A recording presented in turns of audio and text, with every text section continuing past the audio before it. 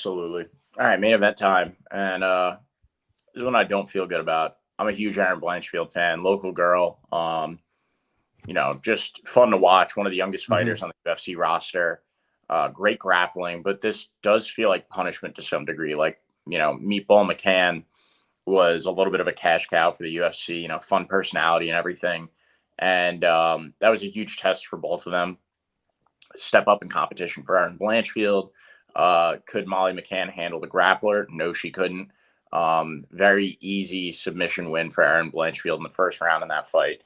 And, now that she took out the cash cow and people aren't as interested in Molly McCann, they're punishing her by giving her Jessica Andrade, who is a bit of a killer. Yeah, she's a stone cold killer. I wouldn't want to be in an octagon with Jessica Andrade.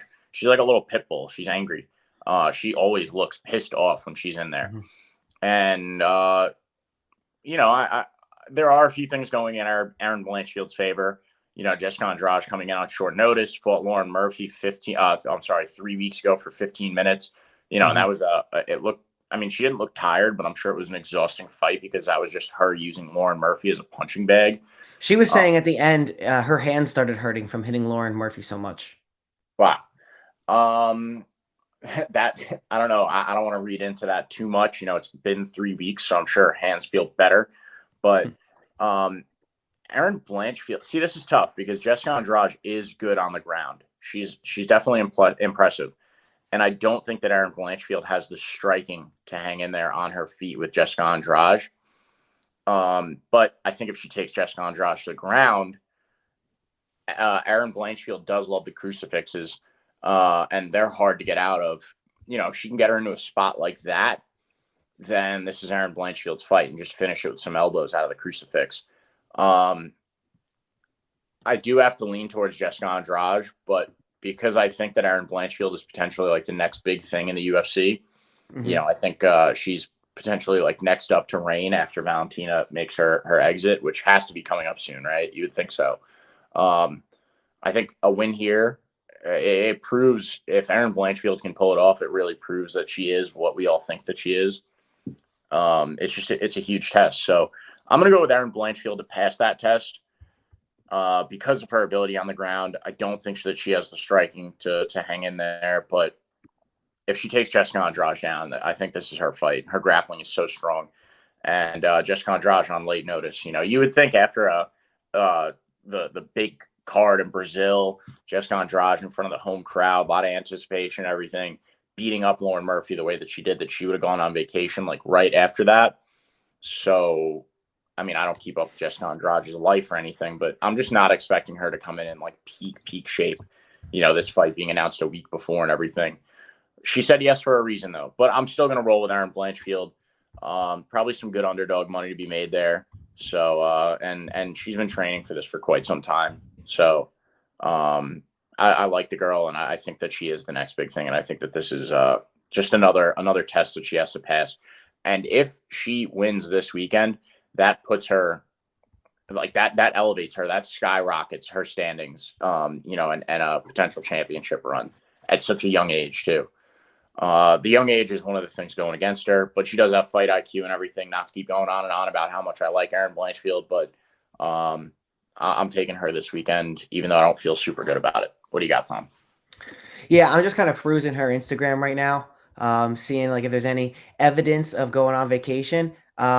Everything's obviously in Portuguese, so They got a hard, translate button. hard to decipher here in real time. But listen, I think I'm gonna see because I can't get a great read either way to know if Jessica Andrade like it took some time off. It's hard to say. You would imagine that she would, going after Lauren Murphy. What a performance! At least take some time off. It was only 3 weeks ago. She took next to no damage in there. But the question for me is, at times we have seen Jessica Andrade get taken down by some of the better caliber grapplers. She even found herself on the ground for a short period of time in that first round with Lauren Murphy. So, and Erin Blanchfield, True. Cold-blooded is such a true name for her because she's went out there and just took Molly McCann down, didn't eat a single shot, and just elbowed her until they picked her off. So she got that decision there. She got a decision, a submission against JJ Aldrich. She's been running through people, and even though she went to a decision with Miranda Maverick, that wasn't really close at all. She even decided to stand up and stand with Miranda Maverick and kind of beat her there on the feet, and then took her down almost at will. And she has such good timing of her takedowns. Both girls at 125 pounds. It's going to be a real test for Erin Blanchfield to see if she's able to get Jessica Andrade to the ground and really test that grappling of her for her against a top level opponent. I think it's also going in Erin Blanchfield's corner that she's coming into this fight healthy, and she's coming into this fight a little well rested, and she's also had a training camp. You have Jessica Andrade, who's probably staying ready to a certain degree. Maybe she took a couple of days off. It was only 3 weeks, so maybe she's coming back, been training for 2 weeks as if she, has a fight coming up, and hard to really get a reading on that. But I'm going to have to side with actually Erin Blanchfield here. And the reason is because I think she's been training. She's shown that, she's had basically no resistance against the ground, and she's only been getting better at 23 years old. Every time we see her, I think we're going to see a better version of Erin Blanchfield.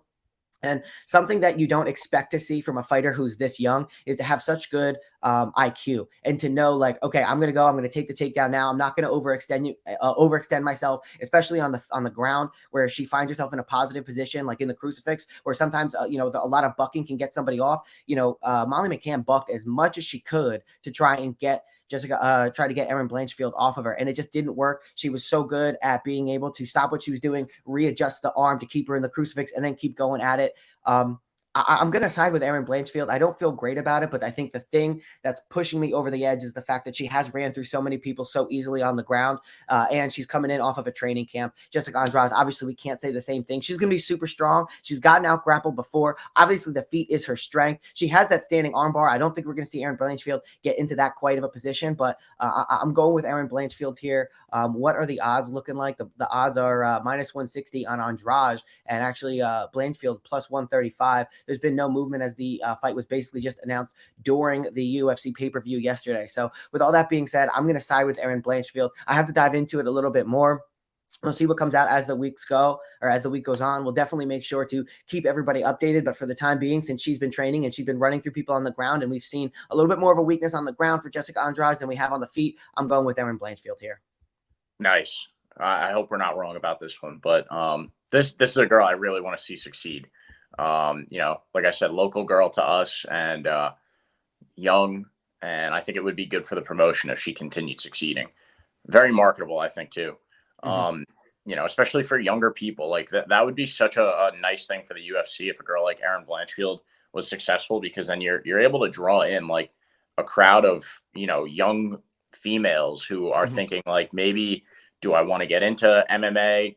And then you have this girl, Erin Blanchfield, that's out there doing it at such a young age. Look, she's like, she's a pretty girl. She doesn't look like Jessica Andrade, who looks like she could eat you, or like choose your words carefully, Keith. Yeah, she looks like she could like bite your throat out. So, she looks like who you would expect to be a feared fighter. And right. Erin Blanchfield doesn't look like she would be feared, except when you see her fight, you go, oh, she knows what she's doing, and she mauls people. Right. Like you could see Erin Blanchfield walking around like, any college campus in America. Right. So I really hope we're not wrong about that. But, just for updates on our picks, you can go ahead and follow us on our, our personal Twitters right below us. At Pickin' Keith. Tom is at Pickin' Fights Tom, as well as at _Pickin' Winners on Twitter and Instagram. Make sure you please like, comment, and subscribe. We got a couple people in here. What's up, Randy Garcia? Randy Garcia just said, yo. What's up, Randy Garcia? So yeah, that's what we like. We like when people jump in the chat and we can talk to them. What's up, Randy? So yeah, definitely jump in the chat, like, comment, subscribe. Randy, if you're not subscribed, please do so. Yeah, and then you can listen to us on Spotify as well. If you can't watch a full episode in the car, you can't tune in live, check us out on Spotify. Randy Garcia said, yo again. What's up, Randy Garcia? Yo to you, my friend. How you doing? How'd you like those fights last night? So we'll cap off the episode, as we always do, by our pick rundown.